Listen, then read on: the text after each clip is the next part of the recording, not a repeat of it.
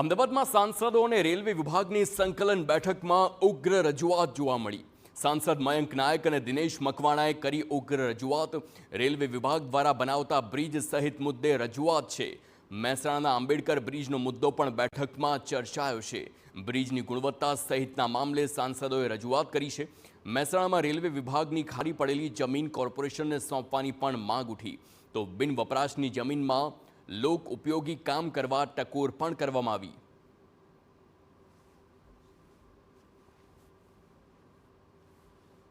મહેસાણાના આંબેડકર બ્રિજની પહોળાઈ કરવામાં આવે જેથી કરીને મહેસાણા 1 અને 2 ને જોડતો એક રસ્તો એક જ છે।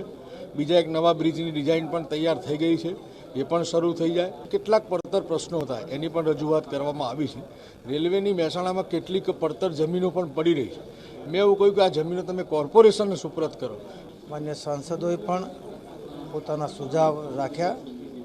અધિકારીઓએ જે અગાઉ સાંસદોએ પ્રશ્નો પૂછ્યા હતા એના પણ જવાબ આપ્યા અને નવા સુઝાવની ગંભીરતાથી નોંધ લીધી અને આવનારા દિવસોમાં માન્ય સાંસદ સભ્યોએ જે પોતાના સુઝાવ આપ્યા છે એના पर काम करवाने खातरी आपी है। हमारा जो फोकस रहा है वो पैसेंजर्स की सुख सुविधाओं के ऊपर रहा है, नए गाड़ियों के बारे में रहा है और गाड़ियों के नए स्टॉपेज के बारे में रहा है।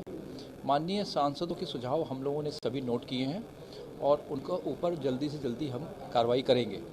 जहाँ तक आपने कुछ विशेष मुद्दों की बात की उसमें बताना चाहूँगा, अहमदाबाद और साबरमती दोनों स्टेशनों का विकास चल रहा है।